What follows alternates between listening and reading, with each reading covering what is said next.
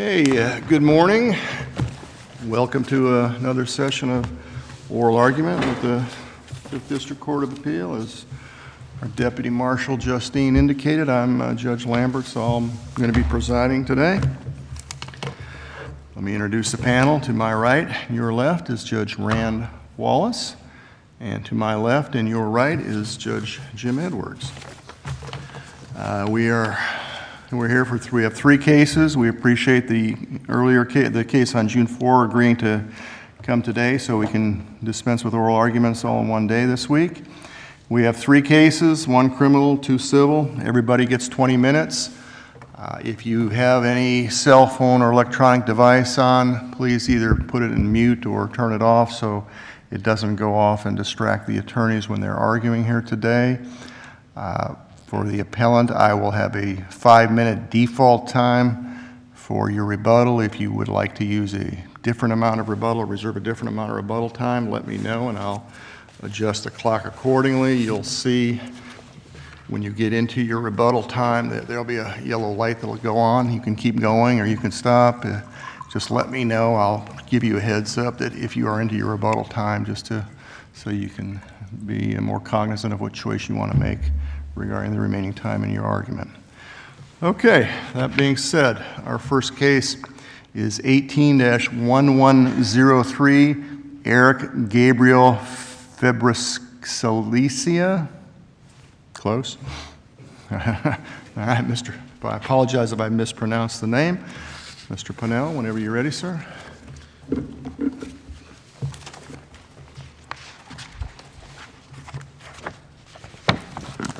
Good morning. May it please the court. My name is William Pennell, and I represent Eric FEBRESALICEA, the appellant in this case. Please reserve 5 minutes of my time for rebuttal.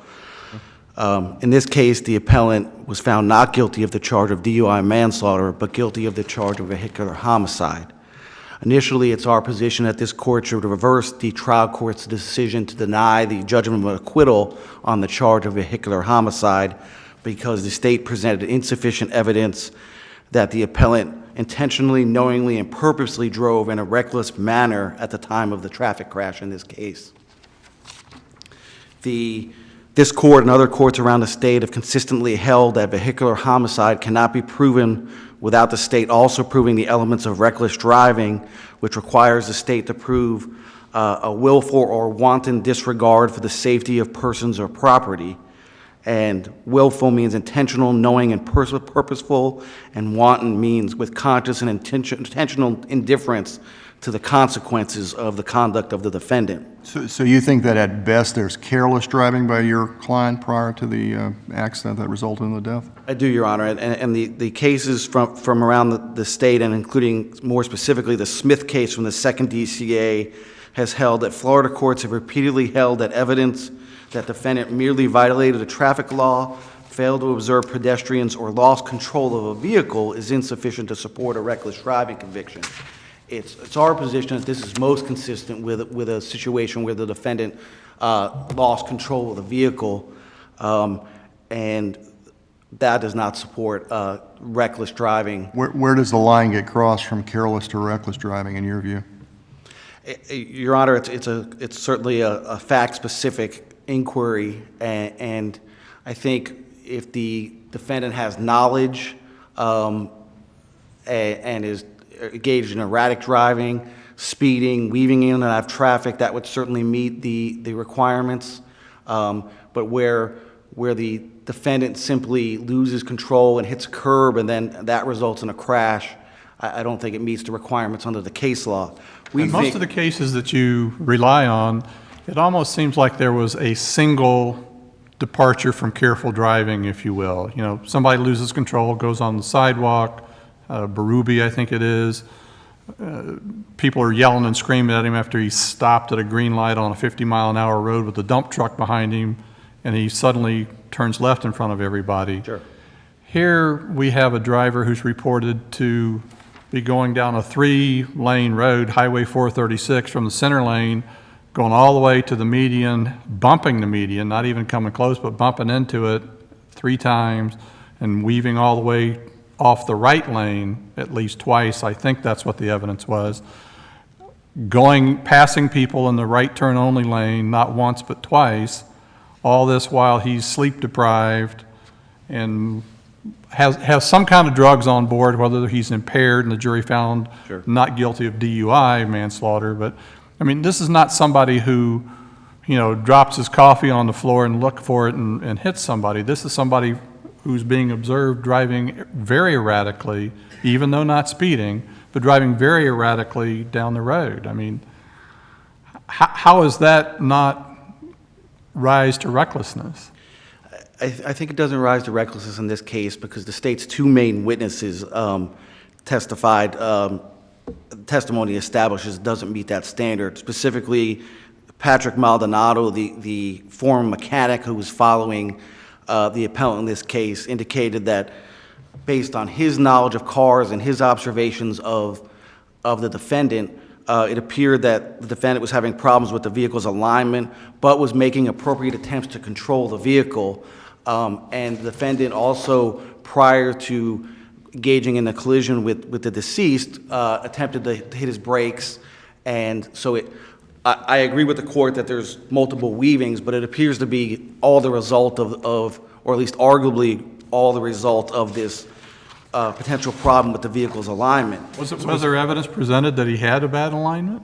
There was not. There was the sole eyewitness said that the driving pattern was consistent with that. Wow. And then the traffic homicide investigator said he did not check the alignment and couldn't exclude that possibility.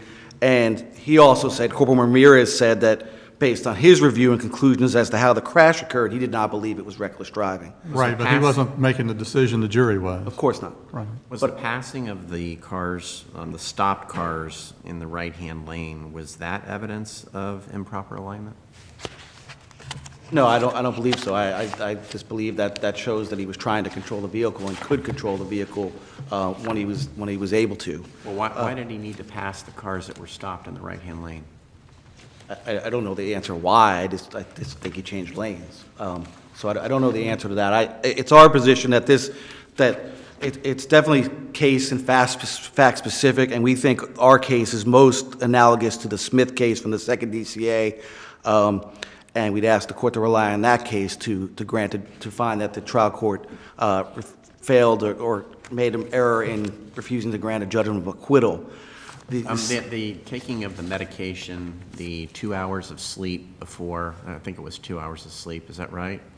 And then the lack of food in addition to taking the medication, how does that play into the trial judge? Was the trial judge improper in not finding that was additional evidence of then operating a car in that manner, reckless? I think that could be some evidence, but again, I don't think it rises to the level of reckless as opposed to merely negligent or careless. But I do think that it would be some evidence that would support a recklessness finding. It certainly could be considered as such in the equation. It's our position that the trial court also erred by concluding that the defendant voluntarily consented to the warrantless blood draw in this case. And that the blood draw violated the Fourth Amendment because the defendant did not voluntarily consent. He only consented after he was coerced based on a misrepresentation of law by Corporal Ramirez when Corporal Ramirez advised him that improperly that a blood draw was required. We have two separate requests for a blood draw in this case. We have pre-arrest, pre-field sobriety exercises. Corporal Ramirez asked the defendant, quote, if he would be willing to give a voluntary blood sample for testing, and the defendant said not at this time and refused.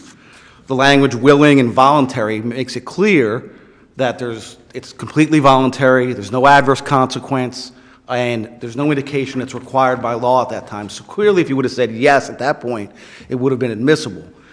Where we get to the second request, after field sobriety exercises are performed, after Corporal Ramirez decides that he believes he's impaired and arrests him for DUI, after he handcuffs Mr.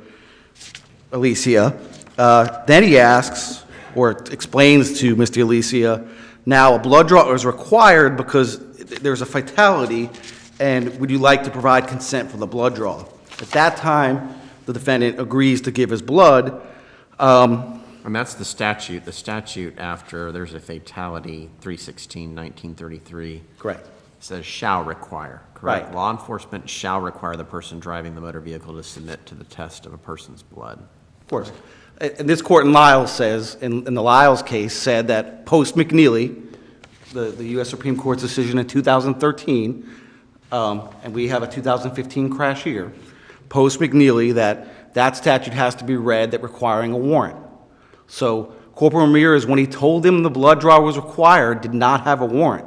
So he did not have authority under 316/1933. Didn't Lyle say requires a warrant unless consent or you have exigent circumstances, right? Correct. But so the trial court properly ruled that there was no exigent circumstances, and it's our position that there was no voluntary consent here, because when he advises him that he's required to submit to a blood draw, that's not legally accurate, because the police do not have a warrant. If the court finds that that's legally accurate, then we're eviscerating the warrant requirement. Until the police have a warrant, it's not required. So it's a misrepresentation of law, and under the circumstances, it renders the purported consent invalid. The fact that he refused the first time seemed to be a big factor to the trial judge, and logically kind of suggest, I know I can refuse if I want to. I mean, the questioning was different, the setting's different, I understand that. But when the first time around you're asked, will you allow it, and you say no, kind of suggests to you that if I say no again, it's not going to happen. I'm going to respectfully disagree, Your Honor. I think that the language is so much different and the circumstances are so much different. You have, are you willing and voluntarily willing to consent? And now, quote, a police officer, after you've been arrested, after you've been done field sobriety exercises, the officer obviously thought you didn't do well in the exercises and arrested you, now tells you you're required to submit. Those are different. And the second DCA in the Sarago case says a request for a blood draw pursuant to 316/1933 is, quote, not a request for consent to be tested. It is a request the test be performed. In the context of this statute, the officer's request is the proverbial offer that one cannot refuse. So those are different. And then in the Hardin case, the second DCA says that repeated requests for consent actually are evidence that the purported request is a demand. So it suggests that the officer is not willing to take no for an answer, because he keeps asking for purported consent. So if the corporal here had asked for the consent the second time, and he said that, you know, otherwise I'm going to have to get a warrant, I'm going to go get a warrant, and we're going to get your blood because I'm required to get your blood, and if at that time your client had said, okay, then go ahead and take my blood, then you would suggest under those totality of circumstances that would be more of a consensual It would be more, that's closer to the Miller case from the Right. first DCA. And if you give him the actual factual legal circumstances, because he's not allowed to demand or require a blood draw without a warrant, if he tells them, if you say no now, we're going to go attempt to get a warrant and get a judge to sign off on it, and we believe that he's going to sign the warrant, then it would be voluntary, as the Miller court said. But here, the officer is displaying a sense of authority that he doesn't have. And that's what the courts around Florida have said repeatedly, that when a law enforcement officer claims authority to search, he announces in effect that the suspect has no right to resist the search. Such a situation is instinct with coercion, and where there is coercion and there can be no consent. That's the Luna Martinez case from 2nd DCA, citing the U.S. Supreme Court in the Bumper case. So here the officer is misrepresenting his authority to require a search. He's saying you're required when the defendant was not required because there was no What was warrant. the exact wording of what the trooper told him, if you've got that handy? If you want to get it in rebuttal, that's fine. But Sure. My understanding from page 632 of the record is that a blood draw was required because it was a fatality, and then he asked him, would you like to provide consent for the blood draw? But he said required because it's a fatality. the blood draw is required, not you are required to submit to one. I mean, I know, but you seem to be looking at the wording. Sure, I'll come back on rebuttal with the exact language. Yeah, that's fine. But But it's our position, once you use the language required, you have a law enforcement officer telling you it's required. That's essentially an order. You know, you're under arrest now. I don't know that you have the ability to disregard an order or a command from an officer who says this blood draw is required. And the courts, the Florida Supreme Court and the DCAs have consistently held that misrepresenting the law or the authority renders consent for a blood draw involuntary. In Montez Velaton, the officer told him that the defendant that he was subject to a license suspension. 2 other DCA cases incorrectly told him that he was subject to a license suspension, and they said that rendered the consent involuntary. Here we have a similar misrepresentation of the law. Again, the blood draw was not required until a warrant was gained. And under those circumstances, under the Florida case law, the purported consent was not voluntary and was improperly admitted at trial, and the introduction of that was harmful to the defendant in this case because the prosecutor was able to argue to the jury that having these drugs in his system, driving after having these drugs in the system, contributed to the recklessness of his behavior. How is the admission of that fundamental error in light of the fact that the DUI manslaughter count there was an acquittal on that? Well, it's not fundamental error. This is fully preserved, Your Honor. I'm looking at number 3. Oh, 3, okay. Issue 3. Issue 3. So issue 3, it's our contention, it's fundamental error either by itself or combined with the other errors in this case. Obviously, I'm referring to the refusal, the first. Sure, the refusal. So here you have, they're trying to use it to show consciousness of guilt, which the court said they're not allowed to do. And then all of a sudden now there's evidence that at some point he committed an illegal conduct by using cocaine. So it's pretty prejudicial for the jury to erroneously hear that this defendant has committed a crime by possessing cocaine at some point. So for that reason, we believe it's fundamental on issue 3, and we reserve the rest of our time for rebuttal. Okay, thank you.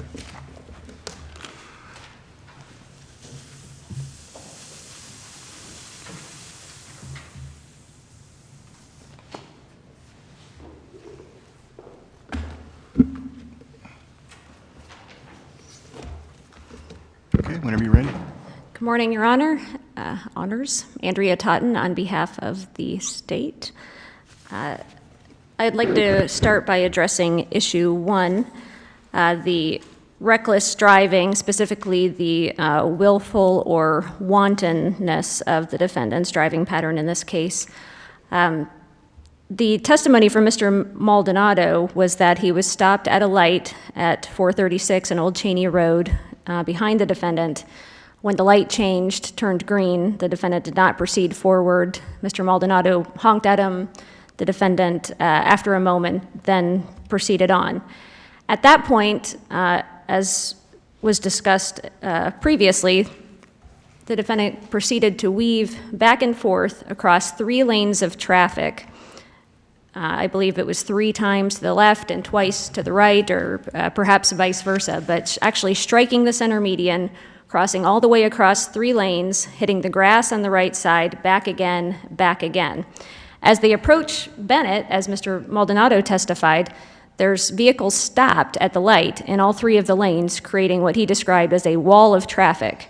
Rather than stopping behind the vehicles at the light or slowing down, the defendant at Bennett decides to use the right-hand turn lane only to not have to stop and to illegally maneuver around the vehicles that are stopped at that light. Those facts show that when he decided to do it again at the next block at Hanging Moss, that was intentional. He successfully and illegally used the right-hand turn lane as a passing lane to pass stopped traffic at Bennett, and then does it once again at Hanging Moss, this time, unfortunately, striking the bicyclist waiting in the median. So the fact that he had done it one time before is very strong evidence that his behavior was willful or wanton. Was the victim on the center median? No, Your Honor. My understanding is that, and I haven't seen this intersection myself, but A concrete that there's median on the right side of the street, or? Correct. There's a similar situation here on Seabreeze and Halifax, actually, where there's a right-hand turn lane to go north onto Halifax from Seabreeze. In between, there's a small triangular place for pedestrians to stop as they're crossing, essentially. And I believe it was similar to that, my understanding from the trial testimony. So although the defendant testified that he was familiar with that neighborhood and those roads, he perhaps forgot or just disregarded the fact that that median was there. And when he cut back over to try to pass stopped traffic using the turn lane for the second time, that's when he launched into the median and killed the cyclist. So what distinguishes this case from the cases cited by the defense was this continuing conduct over the course of 2 blocks, the weaving, and again, 2 times using the right turn lane as a passing lane. The cases relied on by the defense involve very short, temporary losses of control. Your Honor mentioned a situation, for example, where someone drops their cup of coffee, or something happens in the car, their attention is diverted momentarily, and a crash happens. This was not that. This was a continuing pattern over the course of time and space that demonstrated the reckless driving, and I think that's the really important fact here. Add to that, of course, the defendant's own statements that he had only slept 1 to 2 hours the night before, that despite the fact that he was diabetic, had not eaten anything since the day before, are obviously strong additional factors playing into the finding that his behavior was wanton and extremely reckless. As for the second issue, the blood draw, post-McNeely, of course, a defendant can still consent to a blood draw. McNeely didn't change that. McNeely simply says that those drunk driving investigations where police officers can reasonably obtain a warrant before a blood sample can be drawn should do so, unless you've got exigent circumstances or, as in this case, consent. Well, I mean, your corporal here didn't think there was time to get a warrant because the alcohol was going to evaporate out of the blood system, for lack of a better word. Isn't that accurate? That was his testimony, Your Honor. The trial court actually rejected that argument by the state at the motion to suppress hearing because I forget if it was Deputy or Corporal Ramirez had been on scene for a couple of hours conducting an investigation before he approached the defendant, and the trial court said, well, during that time someone could have been working on obtaining a warrant. So they actually rejected the exigent circumstances argument because of that. Right. But the trial court nevertheless found that consent was given. I'm going to respectfully disagree with Mr. Pennell's assertion that Ramirez misrepresented the state of the law to the defendant. I think that it's a perfectly accurate statement of the law that a blood draw is required. Here, just to make it clear, Mr. Ramirez's testimony at the motion to suppress hearing was, once I had placed him under arrest, I called for a fire rescue to respond, as basically because it was a fatality, a blood draw was required. So I explained to Mr. Alicia that a blood draw was required because it was a fatality and asked if he would like to provide consent for the blood draw. The statute, 316.1993, says that blood is required. That has not changed. As this court made clear in Lyles, that's still the state of the law. It is required. We just now read that statute to hold that a warrant is required absent consent or exigent circumstances. But whether it's based on a warrant or consent or exigent circumstances, blood is required. There's no question about that. So that is a correct statement of the law. It's not only required with a warrant, it's required by statute. The police have to get a warrant if they're going to take it without the defendant's consent. Here, But I mean, their argument is, okay, the statute reads what it reads, but you're relying on consent based on the trial judge's findings that, this was a consensual allowing of my blood to be drawn after the corporal says, the statute requires you to give blood. Okay, then I agree. I mean, how does that? and if that was exactly how it was said in the way it was said, that was the way he said it, then I think the defense would have a little bit stronger argument. But Ramirez didn't say this is required by statute. He says blood draw is required because it was a fatality. And we're kind of reading in from a cold record that Okay, so Ramirez's tone, but he says, would you like to provide consent? That's, would you like to? after he was told that the blood draw is required because there's a fatality, will you Well, consent to it? Again, Well, you're the officer, you're a highway patrol officer or corporal, and you tell me that the blood is required because there's a fatality. Why are you asking for my consent then? And then you ask me for my consent. So, well, okay, I guess I got to do it then, I guess. And that well, certainly raises questions as to whether that's voluntary choice or acceding to the officer or corporal's direction that this is what the law is. I think that, and I know I'm parsing words a little bit here, but this is why we have to rely on the trial court's finding of facts. What did he say? Was his intent to say, or did it come across as, I'm required to try to get your blood, this is my duty, as opposed to, you are required to give me your blood? I would suggest that it's the first interpretation because he finishes the sentence with, would you like to provide consent? Asking someone, would you like to consent to do something, invites them to say no.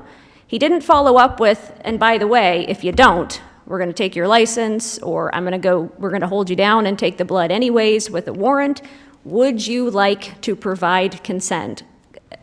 Completely invites the defendant to respond with, no, thank you, I would not like to provide consent. So we But that's not what he need to said. defer to the factual determination by the trial judge that this was consensual? Yes, Your Honor, and I would note that the first refusal, if you even want to call it that, it wasn't a very strong refusal. It was not at this time, and then he apparently changed his mind later. That's all on video. This second question, or on audio, I should say, the second question comes later when they're outside the patrol car, so we have video but not audio. But the trial court was able to review, and it's in the record here too, the entire interaction up to that point between Ramirez and the defendant and other officers and the defendant, and the entire tone is casual, amicable, polite. There's no reason to think that Ramirez suddenly completely changed his demeanor and tone, and there's no appearance that he does on the video when he's asking this question. He politely asked, would you be willing to consent the first time? He seems to have very politely asked, would you be willing to consent the second time? There's simply no coercion there. And again, I disagree that this is a misrepresentation of the law. I'd also like to add that there's no harmful error here. There's plenty of evidence to support the reckless driving, the vehicular homicide conviction without the blood results. The jury obviously were not strongly prejudiced by the blood results because they found him not guilty of DUI manslaughter. They were able to parse out that blood and find him not guilty, even though there was evidence that at some point he had used cocaine and that he had what they described as a therapeutic level of Xanax in his system. So to argue that they were strongly or in any way prejudiced by those results in the face of the not guilty on DUI manslaughter simply doesn't make sense. Why was Prosecutor certainly thought drugs on board was a relevant fact to talk about. I mean, it was mentioned in closing more than once, wasn't it? It was, although I would note that, of course, at that time, the jury had not already found him not guilty of DUI manslaughter, so necessarily the prosecutor is arguing those facts in support of, in particular, the DUI manslaughter. But again, the jury was not swayed by that. They found him not guilty of the DUI manslaughter. It's not relevant. It's a possible factor, but here it was really cumulative to all of the other evidence of recklessness and Ramirez's testimony as being a drug recognition expert, listening to the audio of the way the defendant spoke, and his own admissions about his lack of sleep and eating, and then the witnesses with the driving. So that was just, in terms of the vehicular homicide charge, that was one tiny fact amongst many, many, many in support of that conviction. Why was the initial refusal relevant? I don't know that it was- Ground three, Mr. Pennell's raised ground three. Why is that relevant? I mean, I know a fundamental error discussion, but Right. just generic, like, why was that relevant here? I don't know that it was relevant or irrelevant. It wasn't mentioned in closing by the prosecutor. They obviously didn't think that it was relevant. The Well, it defense must have never been- asked. I mean, the prosecutor asked, I mean, the guy didn't volunteer. I mean, then the prosecutor asked somebody about if this man refused the first time? I can't speak to that, Your Honor. I don't recall if that I was guess asked. I have a basic assumption that if prosecutors are asking questions, they think they're trying to get relevant information from the answer, right? Sure, but I'm sorry, I don't remember that from the transcript regarding jury selection. But the request for consent the first time, again, it wasn't even a strong refusal. It was a not at this time. So it wasn't good evidence of guilt, and the prosecutor never argued in closing that it was. And in fact, later, Ramirez testifies regarding the consent to draw blood that the defendant signed. So the jury hears that first, he says, well, not at this time, and then later, he very cooperatively signs a consent to draw blood. So there's no inference to be drawn from that first refusal, if you even want to characterize it as such.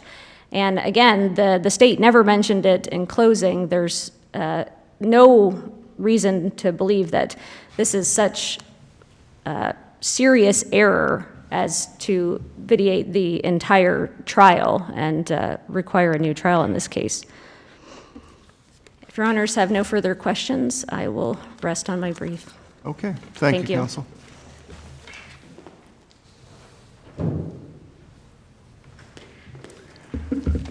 Okay, Mr. Pennell, you have 454 to use. Thank you, Judge. May it please the court. Initially, I'd argue that the court is not required to defer to the factual findings. The facts are relatively undisputed in this case. We're simply asking the court to apply the law to the facts, and that's a de novo standard under Lyles. Secondly, Corporal Ramirez invoked 316-1933 when he told the defendant that he was required to submit to a blood draw because it was a fatality. He even testifies to that fact that he believed it was required under 1933. This court in Lyles says that to comply with McNeely, 316-1933 must assume the blood draw will be obtained with a warrant, absent consent or proof of exigent circumstances. So when he says that to the defendant that the blood draw is required, he is misstating the law because there's not a warrant at that point. Until he gets lawful consent or there's exigent circumstances, a blood draw is not required. The statute has to be read with the warrant requirement in it. Otherwise, you're eviscerating the warrant requirement and McNeely and Lyles' decisions, which this court is not allowed to do. The officer is charged with knowledge of the law, including knowledge that he needed a warrant. We know that he knew that he needed a warrant because he made some effort to get it, then decided to abandon that because he thought it was taking too long. So he was aware of the requirement, just didn't think it applied in this specific case, and that was rejected by the trial court correctly. Finally, as to whether this was harmless error, I think that the state cannot show proof beyond a reasonable doubt that the omission of the blood test did not contribute to the conviction. The drugs in the defendant's system was mentioned more than 10 times during closing. On pages 611 and 646, the prosecutor argued that the defendant's choice to drive a vehicle after using cocaine and Xanax supported his conviction for vehicular homicide. So this choice goes to the knowing element of vehicular homicide, and the prosecutor is using these drugs and the evidence that the defendant at some point had used illegal drugs, cocaine, as evidence of recklessness. The state can't have it both ways. On the JOA argument, they argue the use of intoxicants is a factor that could be considered in a reckless driving prosecution, and that's at page 16 of the answer brief. So if they're saying that the use of intoxicants is a factor, then it's reasonable to believe that the jury may have relied on that in this case to find Mr. Alicia guilty of vehicular homicide. And the number of times it was mentioned in closing and the way it was mentioned in closing to support recklessness belies the conclusion that it could be considered harmless in this case. The State argues in its brief that the refusal to submit to the first blood draw is evidence of consciousness of guilt. The Florida Supreme Court in Mena, this court in Fuller, this court in Gretzko have all said that that's irrelevant if you're not advised that there's an adverse consequence for that refusal. So that evidence was not relevant and it was prejudicial to Mr. Alicia. So we believe that the admission of the blood in this case with the drugs in it and the admission of the refusal evidence deprived Mr. Alicia of a fair trial and was harmful to him, and the admission of the blood was in violation of the Fourth Amendment. Again, you don't have to defer to the trial court. This is de novo, law to the facts. Facts are undisputed in this case. He told the defendant he was required to submit to a blood draw. The second DCA says a request under 316-1933 is not an actual request, it's a command. It's a request you don't have the right to decline. And multiple requests are evidence of non-consent, not consent as the trial court concluded and as the state concluded. And that's well established in the case law as well. So we have a Fourth Amendment violation that was harmful to the defendant, and we'd ask the court to reverse for that reason. Thank you. Okay, thank you, counsel.